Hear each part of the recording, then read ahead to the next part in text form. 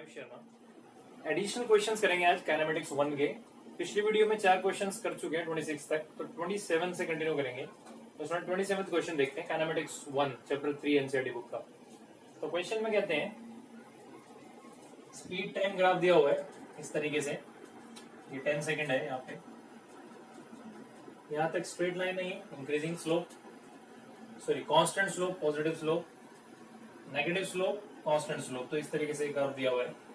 तो बोलते हैं find distance covered by the particle between 0 to 10 second, 2 to 6 second. तो 0 to 10 सेकंड में बोला डिस्टेंस कवर बताना कितना कवर किया। तो स्पीड टाइम ग्राफ दिया है, तो हमें निकालना है डिस्टेंस कवर्ड। डिस्टेंस कवर्ड है area under speed time graph होता है।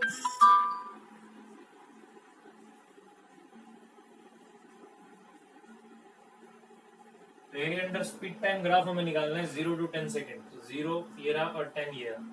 एरिया अंडर द ग्राफ का मतलब ये है कि ये जो कर्व ऐसे बना हुआ है इसको ज्वाइन करेंगे एक्स एक्सिस के साथ पूरा। तो पूरा का पूरा triangle area under the curve आ जाएगा। यहाँ से ये पूरा ज्वाइन करेंगे, ये सब, ये दोनों फिगर ये जो आ गई एरिया अंडर द कर्व आ जाएगा। तो यहाँ पे दिख रहा है half into base into height होता है एरिया ऑफ ट्रायंगल। तो बेस ये रहा 0 to 10 सेकंड, हाइट 12 मीटर पर सेकेंड। तो 60 मीटर डिस्टेंस आएगा 0 to 10 सेकेंड में, यानी 0 to 10 सेकेंड में 60 मीटर डिस्टेंस कवर किया है। एवरेज स्पीड भी बोलते हैं और बी में निकालना। तो एवरेज स्पीड क्या होती है? Total distance covered upon total time, जितने इंटरवल में, जिस इंटरवल में आपसे पूछा है तो उस इंटरवल में टोटल कितना डिस्टेंस कवर किया और टोटल टाइम कितना लगा। तो टोटल डिस्टेंस कवर किया 60 मीटर इतने इंटरवल में, 0 to 10 सेकंड के इंटरवल में। और टोटल टाइम कितना उस इंटरवल में? 10 - 0 यानी 10 सेकंड। तो 6 मीटर पर सेकंड की एवरेज वेलोसिटी है ए पार्ट में, और डिस्टेंस कवर किया 60 मीटर। सेकंड पार्ट में पूछते हैं 2 सेकंड to 6 सेकंड, यानी 2 सेकंड to 6 सेकंड के एरिया अंडर द कर्व निकालना। बट प्रॉब्लम ये है, डायरेक्ट इसलिए नहीं कर सकते। मान लेते हैं 1 2 3 4 5 ये 2 सेकंड है और ये 6 सेकंड है। अब 2 सेकंड के करस्पॉन्डिंग जितना स्पीड है, बॉडी की जितनी स्पीड है 2 सेकंड के करस्पॉन्डिंग, और 6 सेकंड यहाँ पे जो है यहाँ तक कितना डिस्टेंस कवर किया, यानी इस 6 सेकंड पे इसकी जो स्पीड है, इसके करस्पॉन्डिंग जो स्पीड है वो मुझे पता नहीं। अगर ये मुझे पता लग जाए, इसके करस्पॉन्डिंग स्पीड यहाँ पे मार्क कर रहा हूँ, कुछ यहाँ पे आएगी, तो फिर कोई खास काम नहीं है। क्यों खास काम नहीं है? एरिया अंडर द कर्व ये होगा। ओके, तो इसको मैं 2 पार्ट में डिवाइड करूंगा। क्यों 2 पार्ट में? इसलिए डिवाइड करूंगा ना, ये जो फिगर बन रही है ये इस फिगर का मुझे एरिया का फॉर्मूला नहीं पता है, ठीक है। तो मैं डायरेक्ट इसको नहीं कर सकता, है ना। तो डायरेक्ट नहीं कर सकता, तो मैं क्या करूंगा, 2 पार्ट में तोड़ लूंगा। तो 2 ट्रेपीजियम बनते हुए दिख रहे होंगे। जैसे मैं इसको यहां से ऐसे सेपरेट करता हूँ, ये वाला जो पार्ट है इसको 1 कहते हैं, फर्स्ट ट्रेपीजियम, और ये जो है ये सेकंड ट्रेपीजियम। 4 साइड होता है ना ट्रेपीजियम, 5 साइड बन रही है इसमें, 1 2 3 4 5 पेंटागन बन रहा है वो। तो एक ट्रेपीजियम का एरिया और इसका एरिया निकाल दे तो क्वेश्चन हो जाएगा। तो कोई खास काम नहीं है इसको करना। तो यहाँ पे डिस्टेंस मुझे निकालना है 2 to 6 सेकंड का। तो एरिया अंडर द कर्व होता है, यानी area of 1 plus area of 2। तो area of 1 plus area of 2 हमें निकालना, दोनों ट्रेपीजियम है। तो करते हैं half into sum of parallel side into height plus half into sum of parallel side into height. अब यहाँ पे देखें हाइट तो दिख रही है 2 to 5 कितनी है?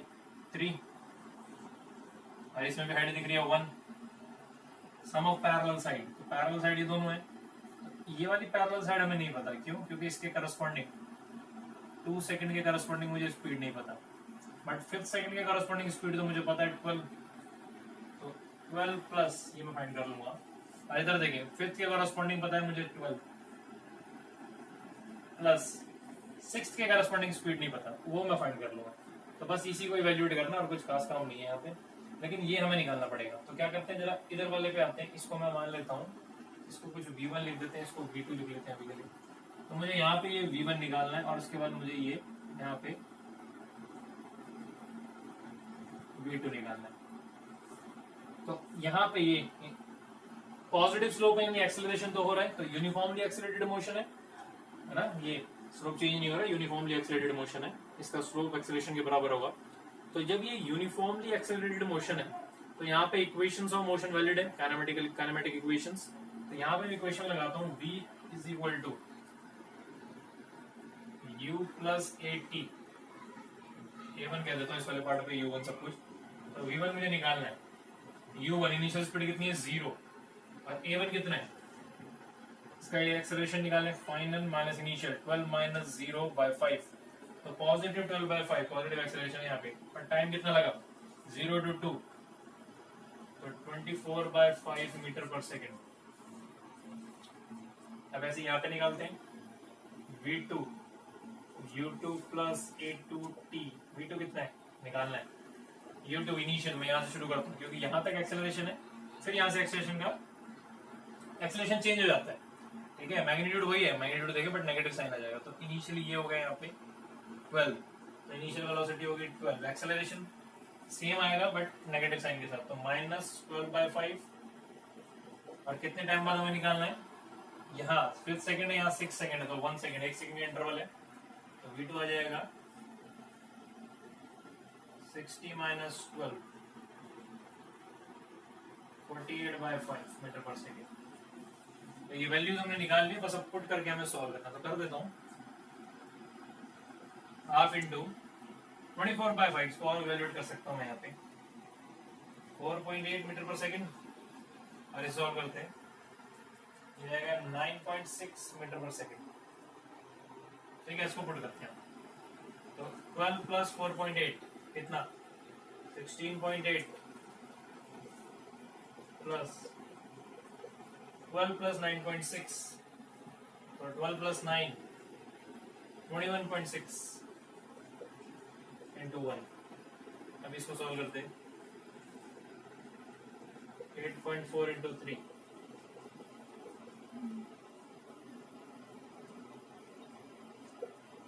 10.8।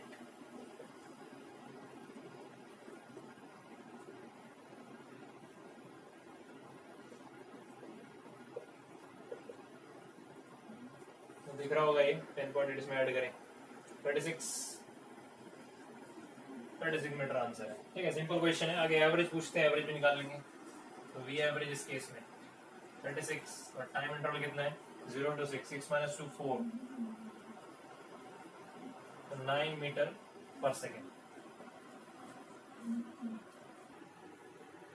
नेक्स्ट क्वेश्चन, एक कर दिया हुआ इस तरीके से, और T1 T2 इंटरवल के बीच में आपको बहुत सारे पार्ट पूछे हैं, और पूछा है इनमें से कौन कौन से पार्ट यहाँ पे एप्लीकेबल है इस केस में। तो देखते हैं, पहले तो ये VT कर दिया हुआ है, और T1 से T2 इंटरवल के बीच में अगर ये इंटरवल देखूं मैं, तो इस इंटरवल में ये कर्व्ड है, स्ट्रेट लाइन नहीं है, कर्व्ड है। कहने का मतलब क्या है, इसका जो एक्सेलरेशन होता है, बॉडी का जो एक्सेलरेशन है, स्लोप होता है VT कर्व का। अब अगर स्ट्रेट लाइन होती तो एक्सेलरेशन कांस्टेंट होता, बट अगर स्ट्रेट लाइन ना हो जैसा ये है, तो ये वेरिएबल एक्सेलरेशन दिखाता है पॉइंट टू पॉइंट, यानी कांस्टेंट एक्सेलरेशन का केस नहीं है, क्योंकि हर पॉइंट पे स्लोप अलग होगा, तो हर पॉइंट पे स्लोप अलग हो तो एक्सेलरेशन अलग होगा। अब इसमें से कौन कौन सा पार्ट जो है वैलिड है यहाँ पे, वो देखते हैं। तो यहाँ पे पूछा हुआ है xt2, ये काइनेमेटिक इक्वेशन है, अगर इसको ध्यान से देखें, second kinematic equation x is equal to ut half at square जो हम पढ़ते हैं, तो जनरलाइज फॉर्म में पढ़ा तो वो इस तरीके से पढ़नी चाहिए। इसमें जो u होता है वो इनिशियल वेलोसिटी होता है, तो इनिशियल वेलोसिटी को यहाँ u को लिखा हुआ v t1, और t जो है वो टाइम इंटरवल होता है, तो यहाँ पे टाइम t2 माइनस t1, ये जो t है इस t को लिखा हुआ है t2 माइनस t1, ओके। तो ut plus half at square लिखा हुआ है, x नॉट है, तो ये इनवैलिड है। इनवैलिड इसलिए क्योंकि यहाँ ये इक्वेशन जो वैलिड होती है, kinematic equation, equations of motion, वो यूनिफॉर्म मोशन के लिए, यूनिफॉर्मली एक्सेलरेटेड मोशन के लिए वैलिड होती है, मतलब वहाँ पे एक्सेलरेशन कांस्टेंट होना चाहिए। तो ये जो एक्सेलरेशन ये लिखा है, ये थ्रू आउट मोशन कांस्टेंट रहना चाहिए, बट यहाँ T1 से T2 वो कांस्टेंट नहीं है, तो ये वैलिड नहीं है। ये है v is equal to u plus at, तो ये भी वैलिड नहीं है, क्योंकि यूनिफॉर्मली एक्सेलरेटेड मोशन में ये वैलिड होती है, तो दोनों तो वैलिड नहीं है। फिर इसे देखें, ये इसी तरह से लिखी हुई है x is equal to u t half a t square, but ये तो बिल्कुल ही वैलिड नहीं है। क्यों? ये किसी भी केस में वैलिड नहीं है। क्यों? यहाँ पे ये v एवरेज लिखा हुआ है, कभी भी हम v एवरेज यूज नहीं करते काइनेमेटिक इक्वेशंस में, ये इनिशियल वेलोसिटी होती है, एवरेज नहीं होती। ठीक है, तो ये वाला इक्वेशन भी वैलिड नहीं है, तो कहीं पे भी वैलिड नहीं है, यूनिफॉर्मली एक्सेलरेटेड मोशन में भी नहीं है, और ये दोनों सिर्फ यूनिफॉर्मली एक्सेलरेटेड मोशन के लिए, यूनिफॉर्मली एक्सेलरेटेड मोशन के लिए। अब बचा सी, डी और एफ। तो सी देखें, सी में बोला एवरेज वेलोसिटी के है delta x by delta T, एक तरह से ये delta x by delta T दिया हुआ है एवरेज, तो बिल्कुल वैलिड है, जनरल, बिल्कुल ये जनरल स्टेटमेंट है, जनरल दिया हुआ है यहाँ पे। ये किसी भी मोशन के लिए वैलिड है, ऐसा जरूर नहीं स्लोप जो है वो कांस्टेंट होना चाहिए, वेरिएबल स्लोप के लिए भी ये वैलिड है। ए एवरेज, वही ए एवरेज क्या है, delta we by delta T जो हम पढ़ते हैं क्लासेस में, तो ये दोनों जनरल है, किसी के लिए भी वैलिड है, तो सी भी वैलिड है और डी भी वैलिड है इस केस में।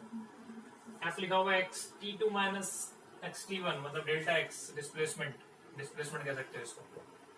तो displacement area under VT curve है bounded by the t axis on the dotted line. Dotted line जो है ये बोल रहे हैं ये वाला एरिया, डॉटेड लाइन और उसके बीच में ये एरिया अंडर द कर्व निकालो तो x t two minus t one आएगा, बिल्कुल ठीक है। तो एफ, सी और डी जनरल है, किसी भी मोशन के लिए वैलिड है। ओके, रिलेटिव वेलोसिटी पे एनसीईआरटी के सारे एडिशनल क्वेश्चन मैं कर चुका हूँ डिस्कस, तो कुछ एक्स्ट्रा क्वेश्चंस और मैं करवा देता हूँ रिलेटिव वेलोसिटी के कॉन्सेप्ट के लिए। इंपॉर्टेंट कॉन्सेप्ट है इसलिए कुछ एक्स्ट्रा क्वेश्चंस और देखते हैं। ये काफी इंपॉर्टेंट क्वेश्चन है, ये आना ही चाहिए, मतलब स्टैंडर्ड क्वेश्चन है, आना ही चाहिए रिलेटिव वेलोसिटी के लिए। तो क्वेश्चन में कहता है person walks up a stationary accelerator in t1 सेकंड। एस्केलेटर पे t1 सेकंड में एक इंसान चलता है जब वो चल नहीं रहा होता स्टेशनरी एस्केलेटर पे, और जब मूविंग एस्केलेटर पे सिर्फ वो खड़ा रहता है तो उसको t2 टाइम लगता है। अब पूछते हैं, अच्छा इसका लेंथ जो है तो 3 पार्ट में आपसे क्वेश्चन पूछा था। सिचुएशन क्या दी हुई है, सिचुएशन ये है कि एस्केलेटर मूव कर रहा है, तो इंसान अगर उस पर खड़ा रहे तो t2 सेकंड में वो पहुंच जाएगा। अगर एस्केलेटर मूव नहीं कर रहा है तो इंसान नीचे से ऊपर सीढ़ियों पर चढ़ता हुआ जाए तो t1 सेकंड में वहां पहुंच जाएगा, और लेंथ जो है उसका वो L है। तो 3 पार्ट में आपको आंसर करना है, करके देखते हैं। Determine the speed of man with respect to escalator. तो विद रिस्पेक्ट टू एस्केलेटर बोला, तो सपोज इसका जो इस तरीके से मैं बना रहा हूं एक रफ डायग्राम, तो इसका लेंथ जो है वो बोला L। अब बोला इसकी स्पीड बताए इंसान की, मैन की, with respect to the escalator. तो विद रिस्पेक्ट टू इसका मतलब है मैं इसको रोक लूं, रिलेटिव वेलोसिटी कॉन्सेप्ट ऐसा समझ सकते हैं कि उसके अंदर बैठ के मैं इसकी स्पीड देखूं इस तरीके से, या आप कहें अगर मैं एक्सेलेटर को रोक दूं तो उस पे कितनी टाइम पे वो कितनी स्पीड से मैन जो है वो चढ़ रहा है। तो अगर ये रुका हुआ है तो रुके हुए पे अगर ये इंसान चले यहां से यहां तक ऐसे, तो कितनी स्पीड से जाएगा ये निकालना है मुझे। तो इसी को हम क्या कहेंगे, velocity of man with respect to escalator. तो इसको ये कह सकता हूं कि अगर मैं इसे रोक दूं तो यहां से यहां तक जाने में कितनी स्पीड है वो मुझे निकालनी है। तो स्पीड को लिखेंगे लेंथ L कवर की, और जब ये रुका हुआ है तो स्टेशनरी पे ये मूव करता है तो कितना टाइम लगता है वो दिया हुआ है यहाँ पे t1, तो L बाय t1 यहाँ आंसर आ जाएगा फर्स्ट पार्ट का, डायरेक्शन यही होगी। तो बी पार्ट पूछते हैं, determine the speed of the accelerator. अभी स्पीड बतानी है, एक्सेलेटर कितनी स्पीड से ये ऊपर जा रहा है, मूव कर रहा है, तो इसकी स्पीड मुझे पता करनी है। तो मैं ग्राउंड पे बाहर खड़ा हो जाता हूँ, और जब सिर्फ ये मूव कर रहा है, मैन स्टेशनरी है, तो जिस स्पीड से जितने टाइम में वो ऊपर पहुंचेगा तो वही इसकी स्पीड होगी। कहने का मतलब क्या है, जब यहाँ पे मैन चल नहीं रहा है तो अगर आप इसको देखें, ये मैन यहां से यहां तक पहुंचने में कितना टाइम लगा रहा है, तो वही इसकी स्पीड होगी। ठीक है, तो velocity of escalator with respect to ground obviously, तो मैं इसको वी लिख देता हूं। तो इतनी लेंथ कवर करी और टाइम कितना लगा उसे, t2 सेकेंड।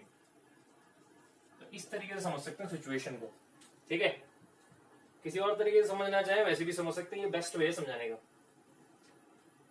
ठीक है, नेक्स्ट देखते हैं, how much time would it take him to walk up the moving escalator.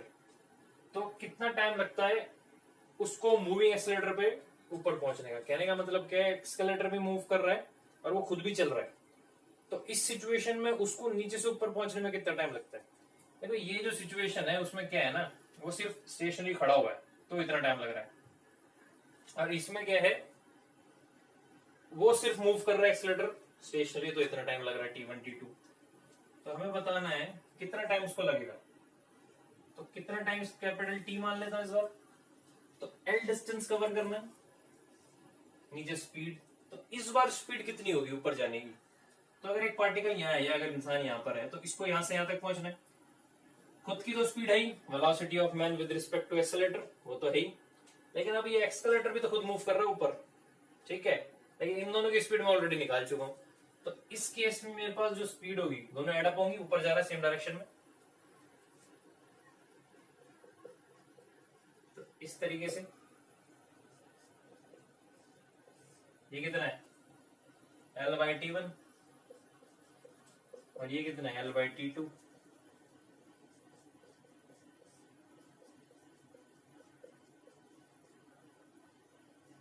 T2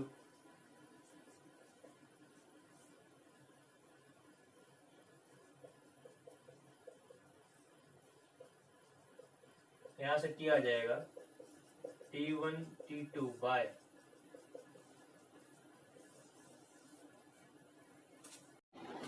okay, next question है। क्वेश्चन में कहता है boat moves with a velocity 5 km/h related to water. Time 0 boat passes through a piece of cork floating in water while moving downstream. ठीक है, अब इसका मतलब बताता हूँ डाउनस्ट्रीम क्या है। It turns back at T1 when and where does the boat meet the cork again? Assume T1 is equal to 30 minutes. तो क्वेश्चन क्या है, एक बोट है, सॉरी एक रिवर है, तो इसलिए रिवर में मान के चल रहा हूँ क्योंकि वाटर जो है मूविंग है, ठीक है, तो मूविंग वाटर है यानी हम रिवर मान रहे हैं। तो ये बोल देते हैं हम इस तरफ वाटर का करंट मूव कर रहा है, यानी वाटर करंट मतलब पानी जो है, वाटर जो है वो इधर मूव कर रहा है। तो वेलोसिटी ऑफ वाटर हम इस तरफ मान के चलते हैं, जो वो हमें दिया हुआ है, वो हमें नहीं दिया हुआ तो हम उसको यू लेट कर लेते हैं क्वेश्चन करने के लिए। कहते हैं बोट है जो 5 km/h से मूव करती है, बट ध्यान रखेंगे रिलेटिव टू वाटर दिया हुआ है, यानी अगर पानी के अंदर मूविंग वाटर के अंदर बैठ जाओ तो बोट मुझे 5 km/h से मूव करते हुए दिखेगी, बाहर से 5 नहीं दिखेगी। बाहर से डाउन स्ट्रीम जाऊंगा तो 5 + u और अप स्ट्रीम आऊंगा तो 5 - u। अभी क्या है मैं बताता हूँ आपको सिचुएशन क्या है। ऐसे पहले बता दें डाउन स्ट्रीम क्या है।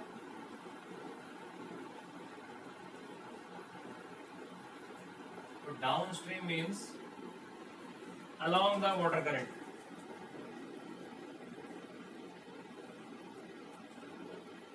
जब हम वाटर करंट के साथ हम मूव करेंगे तो उसको कहते हैं डाउन स्ट्रीम। तो बोट की speed with respect to water हमें दी हुई है, विद रिस्पेक्ट टू वाटर वो हमें दी हुई है, कितनी है वो 5 km/h, ठीक है, वो इस तरफ है।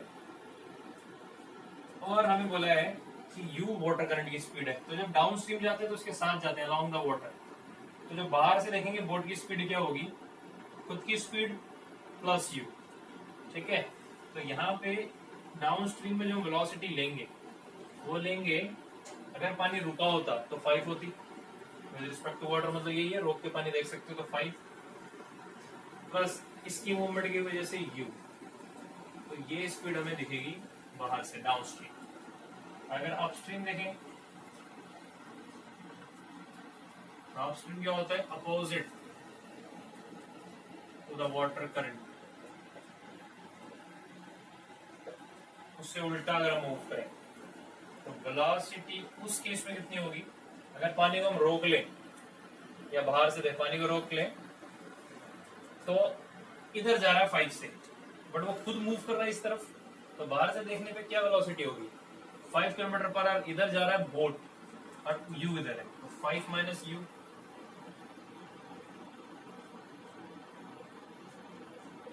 km/h। तो अपस्ट्रीम डाउनस्ट्रीम वेलोसिटी हमने लिखी। सिचुएशन देखते हैं दिया क्या है। एक बोट है,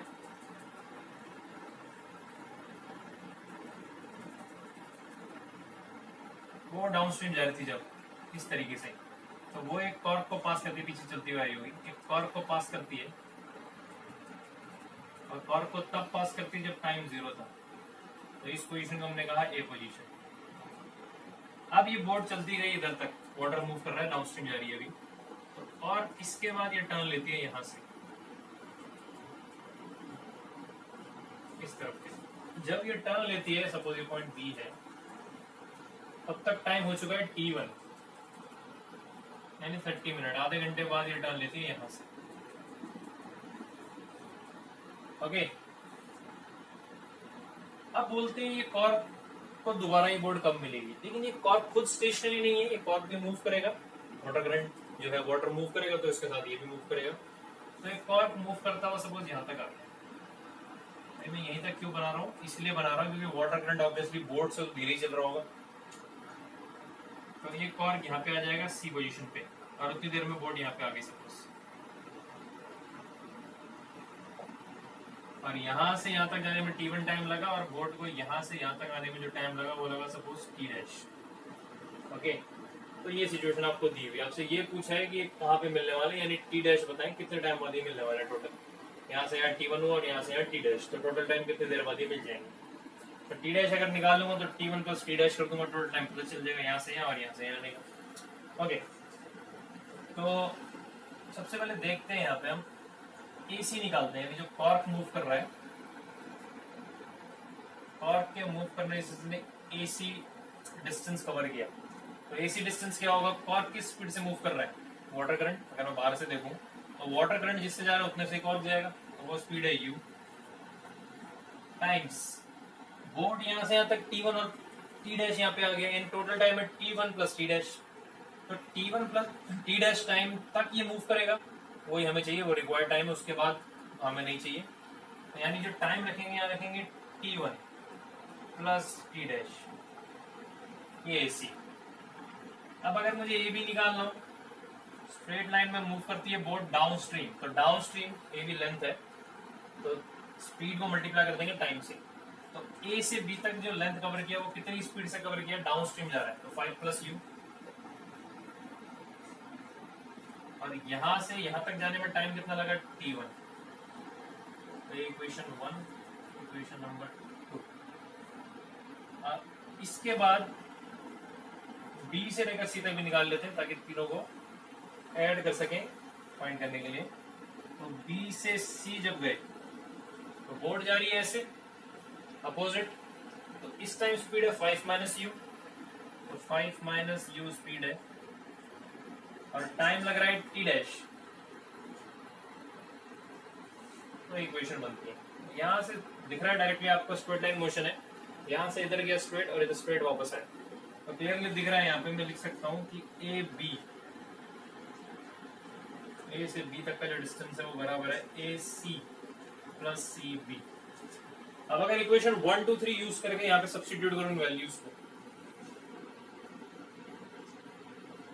तो AB है 5 प्लस यू t1,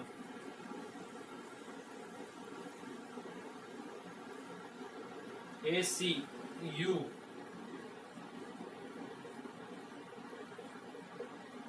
और CB 5 minus you t dash.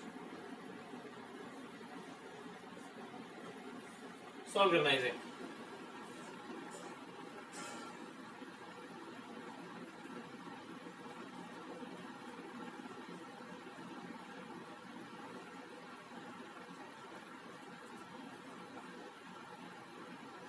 Okay, कुछ कैंसिल हो रहा है, एक मिनट फिर चेक करते हैं। 5t1 plus ut1 ut dash, तो ये तो कैंसिल हो ही रहा है। और कुछ 5t1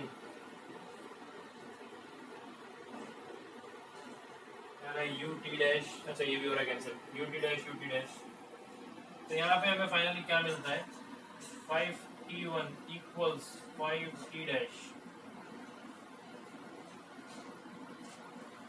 और ये हमें ऑलरेडी पता है 30 मिनट। तो ऐसी बात है कि ये बोट यहाँ से यहाँ तक गई 30 मिनट में, और यहाँ से यहाँ तक मूव करने में भी इसको 30 मिनट लगे, तो टोटल टाइम इसको कॉर्क को मिलने के लिए कितना हो जाएगा, 30 मिनट डाउन स्ट्रीम गए और 30 मिनट अप स्ट्रीम। तो कॉर्क पे जब वापस आया ये, तो t प्लस t डैश, और दोनों 30 मिनट है, तो 1 आवर देखिए 1 आर, 1 आर के बाद 1 आर के बाद ये यहाँ से यहाँ जाकर और यहाँ से इसको दोबारा से मिल जाएगा। तो